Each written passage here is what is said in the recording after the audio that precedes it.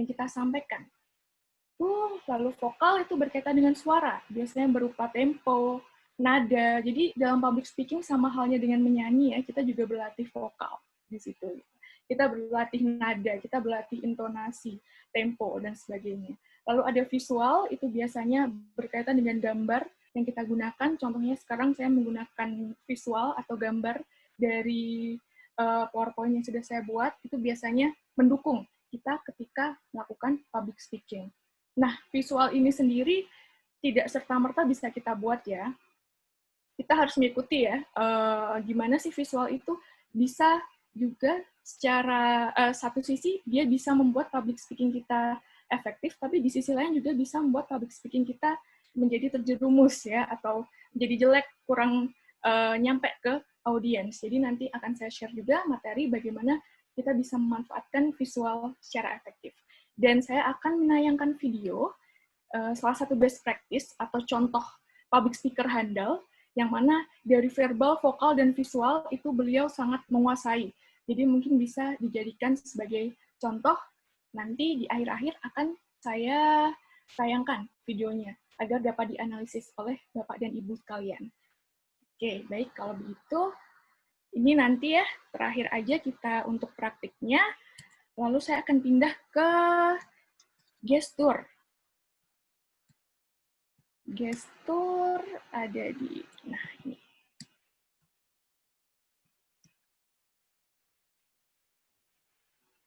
Apakah materinya sudah berubah, Tanisa? Sudah berubah. Udah ya, yang warna hijau kan? Oke, baik. Kalau begitu saya lanjutkan. Oke, tadi kan kita membahas mengenai bagaimana seringkali penyakit-penyakit yang biasanya tidak muncul, tapi tiba-tiba muncul ketika kita dituntut untuk berbicara di depan publik. Hal tersebut mungkin, sangat mungkin untuk diatasi. Bahkan saya kalau ditanya sih, sekarang apakah masih sering keringat dingin? Saya masih sering ketika saya disuruh berbicara di depan publik secara mendadak, dan mungkin saya belum menguasai materi, itu biasanya saya masih muncul penyakit-penyakit seperti keringat dingin, gemetaran itu masih muncul. Kuncinya adalah bagaimana sih kita bisa menutupi kekurangan itu, menutupi penyakit itu ketika kita berada di depan publik. Hal tersebut wajar sih. Bagi public speaker handal pun muncul penyakit-penyakit tersebut, itu adalah hal yang sangat wajar. Dan itu bisa diatasi. Salah satunya adalah dengan menarik nafas dalam-dalam, lalu mempersiapkan presentasi. Tentu ya, ketika kita latihan dan mempersiapkan presentasi dengan baik, biasanya kita akan lebih percaya diri. Karena yang membuat kita biasanya muncul penyakit-penyakit tersebut adalah karena kita tidak percaya diri. Tapi percaya deh, yang namanya audiens itu pasti mereka tidak akan lebih tahu dari kita. Berpikirnya seperti itu saja, positifnya agar bisa tertutupi kegugupan itu. Gitu. Lalu ada berlatih, berlatih, dan berlatih. Ini ya, practice makes perfect. Jadi yang namanya berlatih mungkin karena sekarang kita ruang geraknya terbatas, mungkin bisa berlatih secara individu ya, berlatih di depan cermin juga bisa, lalu kita rekam suara kita biar kita bisa tahu kekurangan dari vokal kita itu apa, itu bisa juga mungkin dilakukan. Karena yang namanya public speaking itu adalah merupakan suatu proses. Saya pun dulu juga dari nol, maksudnya dari masih keringat dingin waktu kuliah, tapi itu proses ya, kalau kita mau berlatih terus, insya Allah skill public speaking kita akan lebih baik. Nah, menarik nafas ini cukup efektif.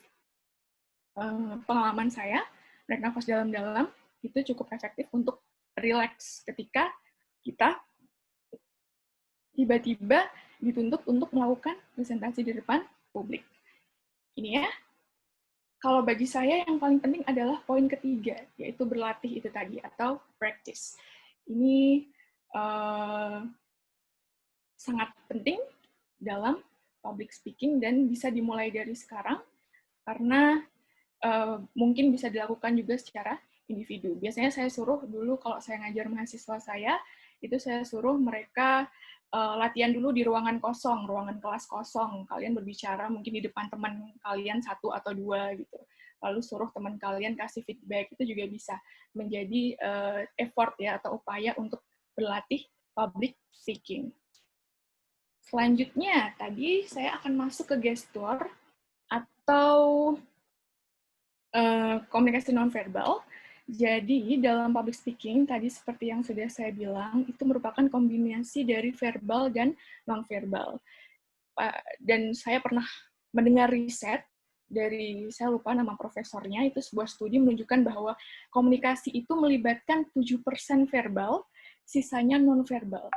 Jadi 7% itu kata-kata, dan sisanya adalah 92% itu gestur, hal-hal yang di luar kata-kata. Jadi memang kita jangan hanya berfokus pada kata-kata saja, karena ternyata komunikasi yang efektif itu harus melibatkan 92% nonverbal atau gestur itu tadi. Nah, gestur sendiri tidak semua boleh diterapkan ya. Ada gestur yang wajib untuk diterapkan, ini salah satunya, do this gestur, ya, lakukan gestur ini ketika berbicara di depan publik. Yang pertama adalah postur tubuh. Oke, sebentar, saya lupa. Jadi gestur ini bukan hanya juga akan bermanfaat bagi, gestur ini manfaatnya adalah untuk menekankan pesan atau kata-kata yang kita sampaikan kepada audiens. Kita sendiri pun ketika berbicara secara pribadi begini kan biasanya juga akan lebih afdol ya kalau menggunakan gestur. Karena memang gestur itu bisa membantu kita untuk menyampaikan pesan secara lebih efektif. Dan gestur ini juga ternyata, saya baca juga dalam sebuah riset, di mana gestur ini bermanfaat juga untuk kita sebagai public speaker. Karena kita kan terbiasa juga ya berbicara dengan gestur. Itu akan mengatur flow atau alur berbicara kita. Coba Bapak dan Ibu praktik berbicara tanpa menggunakan gestur. Apakah Bapak dan Ibu nyaman? Enggak kan? Akan lebih nyaman ketika menggunakan gestur. Jadi gestur itu juga punya manfaat bukan hanya kepada audiens, tapi juga kepada diri kita sendiri sebagai public speaker. Kurang lebih seperti itu ya. Dan gestur ini juga biasanya akan membuat audiens tidak bosan. Coba bayangkan ya, saya dulu pernah punya dosen, itu yang kalau masuk kelas 3 jam itu beliau hanya duduk, tidak menunjukkan gestur apapun. Apa yang terjadi? Kita tidak akan paham apa yang beliau katakan, karena beliau hanya duduk tanpa ada PowerPoint, tanpa ada apapun itu, hanya duduk, tidak ada gestur yang beliau lakukan, jadi pada akhirnya mahasiswa akan bosan. Dan selama 3 jam itu sia-sia, tidak ada mahasiswa yang mengerti materi apa yang disampaikan. Jadi itulah pentingnya gestur, karena bisa membuat pesan yang kita sampaikan itu lebih bermakna kepada audiens. Itu ya. Jadi ada beberapa gestur yang penting atau perlu kita terapkan. Yang pertama adalah postur tubuh. Jangan membungkuk ya. Postur tubuh harus tegap. Lalu selanjutnya perpindahan tempat atau movement. Ya, jangan hanya berada di satu tempat saja, kadang-kadang kita berjalan ke kanan atau ke kiri, itu secara tidak langsung membuat audiens tertarik melihat kita. Kok kita hanya berdiam di tempat itu saja kan audiens, oh ya udah dia di situ doang gitu mungkin. Kalau kita melakukan movement, oh dia pindah ke sana kemari. Jadi fokus audiens itu bisa ke kita, bukan ke yang lain. Itu adalah manfaat dari movement atau perpindahan tempat. Kita sendiri juga sebagai public speaker nggak akan bosan kan kalau hanya berdiri di satu tempat, kan juga kita sendiri bosan gitu. Lalu selanjutnya ada gerak isyarat. Gerak isyarat itu biasanya mungkin apa ya, kayak ketika kita melakukan public speaking itu kita lebih banyak harus direkomendasikan untuk membuka tangan kita lebar-lebar ya. Gitu. Ruang geraknya terbatas, jadi saya tidak bisa memberikan contoh. Jadi membuka tangan lebar-lebar itu gerak isyarat yang harus diterapkan oleh seorang public speaker. Atau mungkin begini ya, apa ini namanya? Ini adalah bentuk ketika mungkin kita menunjukkan hal yang positif, itu kita bisa. Itu contoh dari gerak isyarat. Mimik wajah. Ya, jangan sampai hanya datar saja, kita harus berubah-ubah mimik wajah sesuai dengan pesan yang kita sampaikan. Dan jangan lupa untuk tersenyum. Nanti akan saya tunjukkan sebuah video before after ya, sebelum dan sesudah seseorang itu menggunakan gestur dan tidak menggunakan gestur. Itu akan terlihat ya, gimana public speaking yang dilakukan itu ternyata lebih bagus ketika orang tersebut menggunakan mimik wajah. Contohnya adalah tersenyum. Binar mata, tentu ya, binar mata kan menunjukkan semacam ketertarikan ya, kita punya semangat ketika menyampaikan pesan pada saat di depan publik. Jadi kalau kita terlihat lemas, tidak ada binar mata, itu kan audiens juga males gitu. Oh, public speaker-nya aja nggak semangat gitu. Jadi binar mata bisa menunjukkan semangat dalam menyampaikan pesan. Dan terakhir, ini biasanya banyak yang suka menghindari ya, kontak mata ya. Banyak yang mahasiswa saya dulu sih, waktu cerita itu, ketika mereka melakukan kontak mata saat melakukan public speaking, itu membuat mereka semakin nervous atau membuat mereka semakin gugup. Nah, bisa jadi diatasi dengan jangan melihat mata tapi melihat dahi, dahi dari audiens Anda gitu. Karena kalau melihat mata nggak tahu kenapa sih banyak orang yang menghindari itu ketika berbicara di depan publik. Padahal itu penting ya, kontak mata itu sangat penting. Dan kontak matanya jangan cuma ke satu orang doang, kita berubah-ubah ya. Dari orang di kiri, kanan, belakang, itu semua harus kita melakukan kontak mata, karena audiens akan merasa dihargai juga di situ ya. Jadi tadi tipsnya ya, kalau memang tidak berani atau kurang nyaman ketika melakukan kontak mata dengan audiens, bisa melihat dahinya saja. Gitu. Lanjut, ada juga nih gestur yang harus dihindari ketika melakukan public speaking. Salah satunya adalah masukkan tangan ke saku, tangan ditangkupkan di belakang punggung, lengan disedekatkan, bertolak pinggang, dan meremas-remas tangan. Nah, ini adalah gestur yang menunjukkan kita tidak nyaman ya saat berbicara di depan publik. Makanya yang namanya public speaking itu gestur kuncinya adalah kita harus terlihat terbuka. Tangan kita terbuka, jangan disembunyikan ke belakang atau ke dalam saku. Itu harus dihindari dalam melakukan public speaking. Jadi memang kuncinya adalah itu tadi ya, tangan harus terbuka. Gestur yang penting saat public speaking, karena ketika kita menutup tangan atau sedekap, itu kan juga terlihat tidak menghargai audiens. Atau masukkan tangan ke saku, atau meremas-remas tangan, itu biasanya menunjukkan kegugupan kita ketika berbicara di depan publik. Jadi lebih baik dihindari gestur-gestur tersebut. Oke. Nah, mungkin sampai di sini materinya untuk hari ini. Untuk yang visual saya tidak bisa banyak berbicara ya, karena nanti akan saya tunjukkan saja video dari saya yang akan menunjukkan contoh visual yang baik. Hanya saja memang tadi gestur dan vokal, itu tadi yang terpenting ya. Mungkin saya akan kembali ke materi mengenai vokal. Tadi gestur sudah, sekarang kita kembali ke vokal. Oke, tunggu sebentar, saya share screen yang baru. Nah, ini.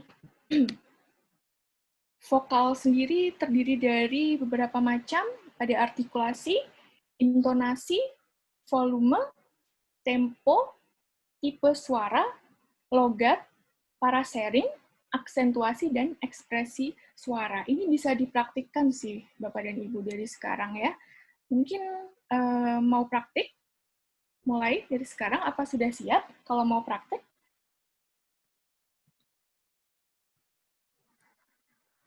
Memungkinkan nggak ya untuk praktik ini? Yang pertama dari artikulasi ya, ini biasanya berkaitan dengan kejelasan dalam mengucapkan huruf, kata, dan kalimat.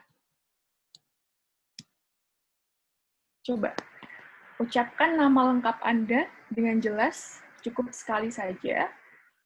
Apakah teman Anda bisa menuliskan nama lengkap Anda secara benar?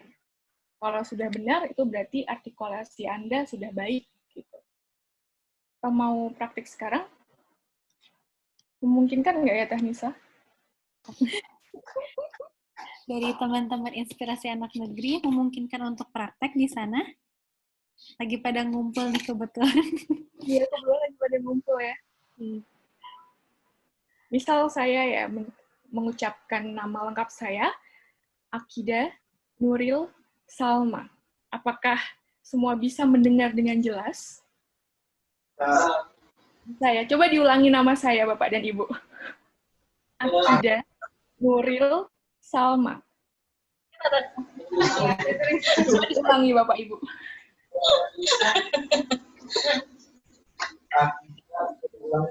Anda Nuril Salma. Mantap. Oke, mungkin sekarang gantian Bapak dan Ibu semua deh yang ada di sana.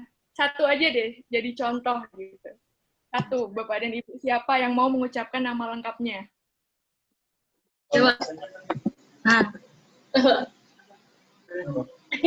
Henry Syah Putra. Oke. Coba kita ulang ya, namanya ya. Henry Syah Putra. Iya. Betul ya, Bapak? Oke. Oke, Itu berarti jelas artikulasinya.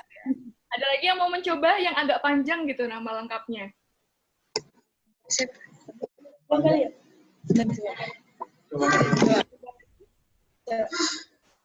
Harum Nur Hanifah. Oke, coba. Teh Nisa, denger nggak? Hanum Nur Hanifah. Harum. Betul nggak? Betul. Harum, namanya Harum, bukan Hanum. Harum. Harum berarti ya. Harum Nur Hanifah. Mungkin bisa diulang lagi. Harum Nur. Nah, ini sudah jelas ya. Mungkin tadi karena ada gangguan sinyal atau apa gitu. Karena mana lagi media kita online. Oke, bagus sekali. Berarti artikulasinya sudah baik ya. Kita move ya, kita pindah ke latihan yang lain. Intonasi, tinggi rendahnya nada pada kata dalam kalimat. Jadi jangan sampai kita ketika berbicara datar aja. Contohnya ya, kalau saya bicara datar, saya mahasiswa Telkom University. Apakah menarik Bapak dan Ibu? Saya berbicara tidak ada nada, tidak ada irama ya. Saya mahasiswa Telkom University. Apakah audiens akan tertarik dengan apa yang kita bicarakan? Nah, maka dari itu intonasi sangat penting ya. Contohnya mungkin ya, kalau saya mengucapkan kata ini, saya mahasiswa Telkom University. Nah, itu udah beda ya dengan tadi yang saya sampaikan ketika menggunakan nada yang datar tadi, itu kan beda. Kedengarannya lebih nyaman ketika saya menggunakan irama yang berbeda ya.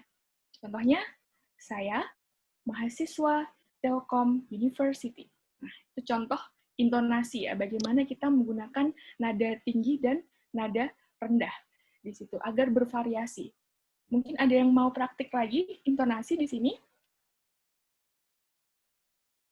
Ada yang mau praktik Bapak dan Ibu? Siapa? Mangga. Latihan intonasi.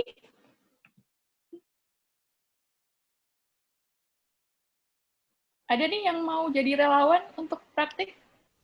Ada. Nggak ada. Ada. Ya, silakan, Bu. Saya mahasiswa dari Universitas Pamulang. Oke, bagus. Iya, bagus. Tadi sudah ada irama yang berbeda ya. Saya, ada lagi, satu lagi deh. Terakhir nih.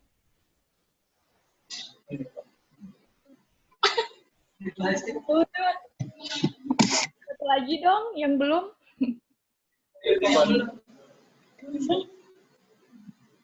Saya mahasiswa Telkom University. Nah, itu contoh intonasi. Ada yang mau mencontohkan lagi, Bapak dan Ibu? Nggak ada?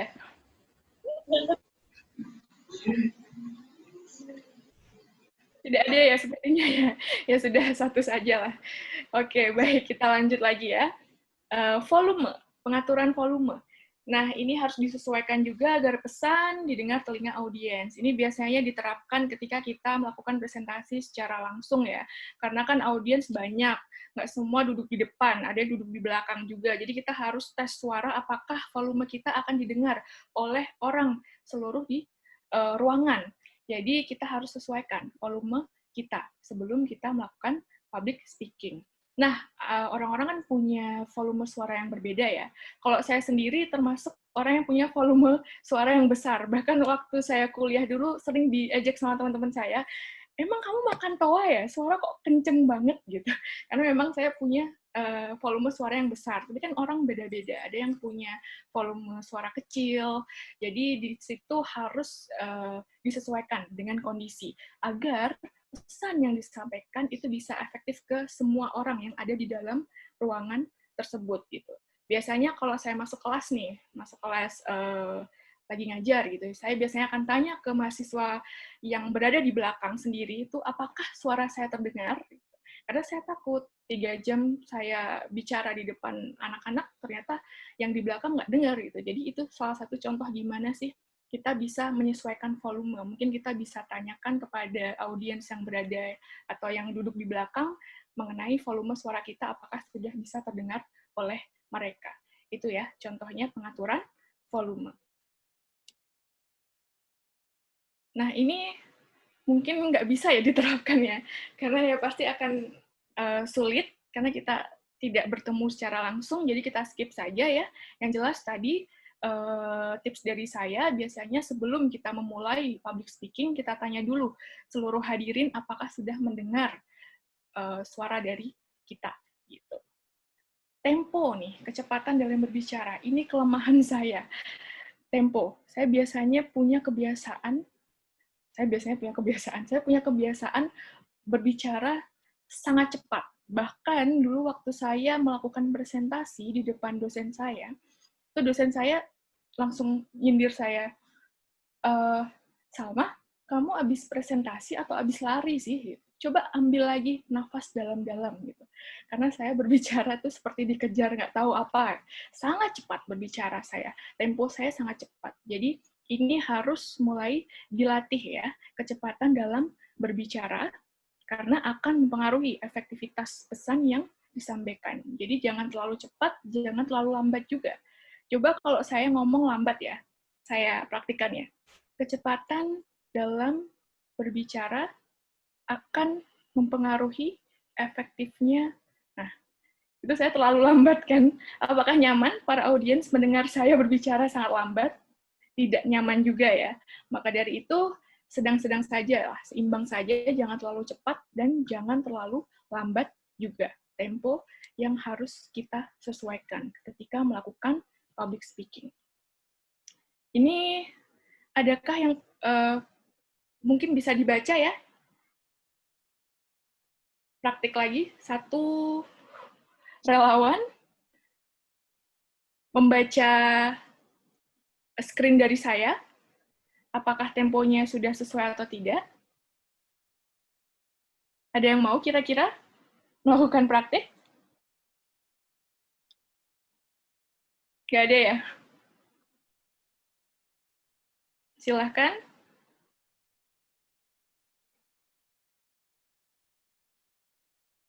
Atau Bu Marta? MC kondang? Nggak usah ditanya Bu lagi Marta lah. ya. Ini Bapak Ibu, sebetulnya kesempatan nih bagi Bapak Ibu harus ini mencoba. Karena yang ditunjuk sama Mbak Salma atau mungkin yang acungkan tangannya tadi itu adalah sudah punya bekal sebagai public speaker handal tuh. Rasa percaya dirinya udah mulai muncul. Mungkin Iya, ada nih dalam hatinya pengen tapi malu untuk angkat tangan. Saya yakin ya dalam hatinya mau coba tapi berat mau angkat tangan. Coba cuman bisa kelihatan 2 orang ya di dalam screen. Iya, Biasanya kadang terlihat ya dari mimik muka atau dari dari apa namanya? Kita bisa ngelihat biasanya ini mungkin mau coba tapi malu-malu nih. malu-malu tapi mau, Bu. Malu-malu tapi mau. Biar nanti mungkin dari mitranya Mbak Salma mungkin dikasih kesempatan lagi. Saya yakin pasti ada yang mau coba nih Bapak Ibu. Latihan tempo. Silahkan. Bapak Ibu ada yang mau coba? Mencoba membaca apa yang saya share di sini. Oke, silahkan. Nah, tuh ada tuh.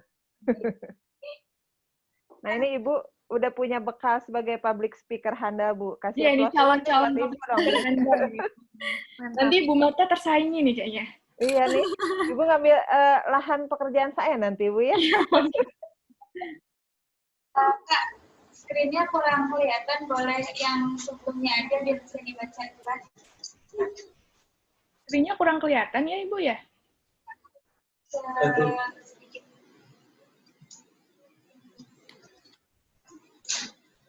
Oh, karena screen-nya nggak kelihatan ya? Ini? Kalau yang screen sebelumnya ada kotak itu kan, jadi kelihatan. Yang ini? Slide sebelumnya mungkin. Yang ini terlihat, Ibu? Terlihat?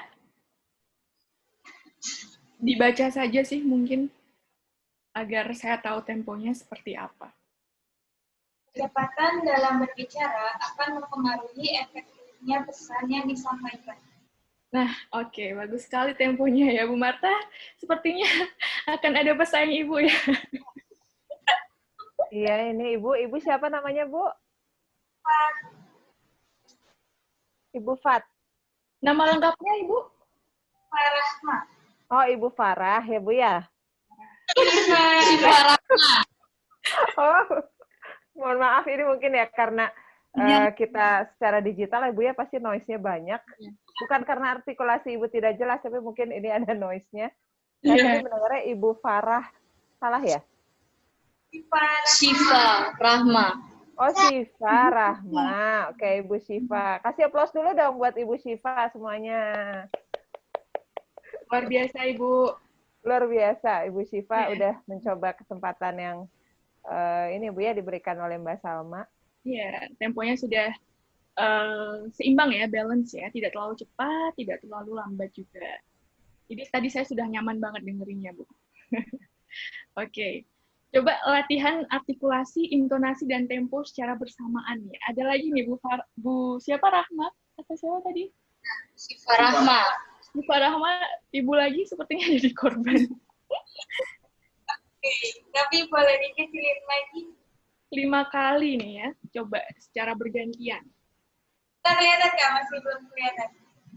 Kepala digaruk, kelapa diparut, coba.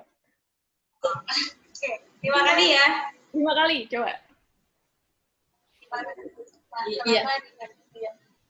Kepala digaruk, kelapa diparut. Kepala digaruk, kelapa diparut. Kepala digaruk, kelapa diparut. Kepala digaruk, kelapa diparut. Kepala digaruk, kelapa diparut. Kepala digaruk, kelapa diparut. Cepet. Jangan, kalau cepet terputar. Iya, lama-lama temponya langsung nggak terkontrol ya, makanya penting latihan artikulasi, intonasi, dan tempo untuk mempertahankan tempo itu tadi. Gitu. Ada lagi yang coba mungkin? Satu lagi. Atau mau diulang, Bu? Capek ya? Bapaknya mungkin, Teh. Bapak-bapaknya coba, mana nih? Masa ibu-ibu terus? Tuh. Mana nih yang bapak-bapaknya? Ini yang bapak-bapak, kepala digaruk, kelapa diparut. Coba pertahankan tempo yang seimbang. Bisa nggak sih? Secara Pak 5 Marwan, mungkin Pak Marwan mau coba, Pak Marwan. kali. Mungkin, iya benar. Boleh. Boleh, silakan. Kepala digaruk, kelapa diparut, kepala digaruk, kelapa diparut, kepala digaruk, kelapa diparut, kepala digaruk, kelapa diparut, kepala digaruk, kelapa diparut. Aku udah jadi pleset. Kayak dikejar sesuatu ya, tapi meskipun temponya cepat, tapi Bapak Marwan ini artikulasi dan intonasinya masih bagus loh, luar biasa. Biasanya kalau saya suruh praktik anak-anak tuh langsung kebalik-balik gitu loh, kepala sama kelapa. Tapi Bapaknya tadi masih konsisten ya, artikulasi dan intonasi, meskipun temponya cepat. Oke, bagus sekali. Mungkin temponya bisa dilambatkan sedikit ya, tapi artikulasi dan intonasi sudah 100 lah, mantap lah Bapaknya. Oke. Sudah tidak ada yang mau mencoba lagi? Tidak ya? Ada lagi yang mau mencoba untuk mengidentifikasi sebenarnya artikulasi, intonasi, dan temponya sudah sempurna atau belum? Tidak ada lagi. Ada satu. Mungkin tadi siapa namanya lupa, tadi kan sudah sekali ya? Bisa.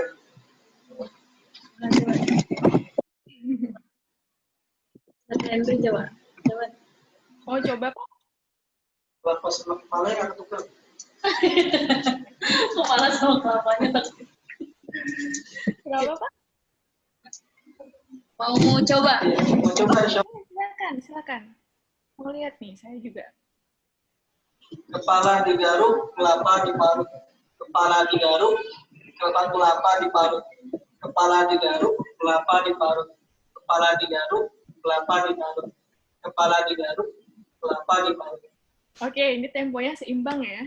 Sudah seimbang sekali, artikulasi, intonasi, dan tempo sudah jelas. Saya dengarkan secara 5 kali itu nyampe ke saya.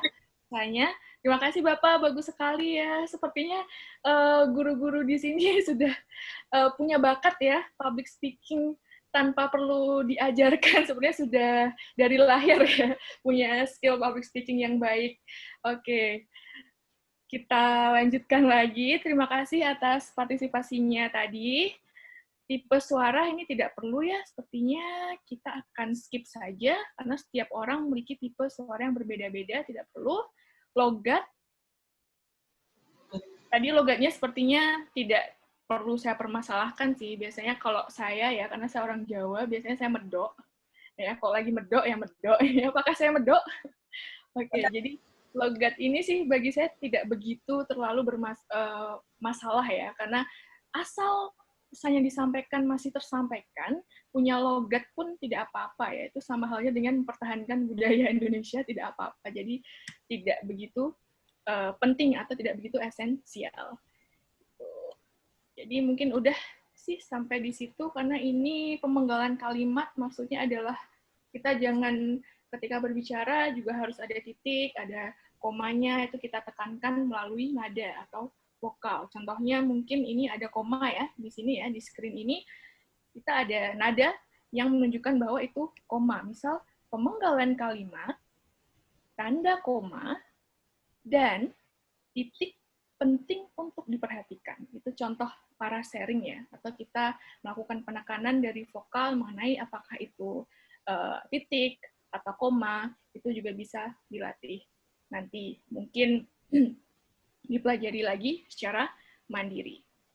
Oke, cukup sampai di situ materi dari saya dan latihannya. Praktiknya cuma ini, jadi kurang afdol ya. Biasanya kalau bertemu secara langsung itu akan diminta untuk melakukan praktik gestur, bahasa tubuh, dan sebagainya. Tapi ini ruang gerak kita terbatas, jadi mungkin kita hanya bisa melakukan praktik vokal saja. Jadi saya berharap sih mungkin ketika pandemi ini mereda, kita bisa bertemu secara langsung, dan saya mungkin malah akan belajar langsung ya dengan Bapak dan Ibu yang ternyata ada bakat-bakat nih menjadi public speaker yang hebat nih. Lama-lama kita disalib nih Bu Marta nih. Oke, baik. Mungkin di situ saya akan share video atau masuk ke tanya jawab dulu, Teh Nisa. Video dulu. Boleh video dulu. Oh, video dulu ya. Oke, saya coba share video yang sudah saya persiapkan khusus untuk pertemuan hari ini.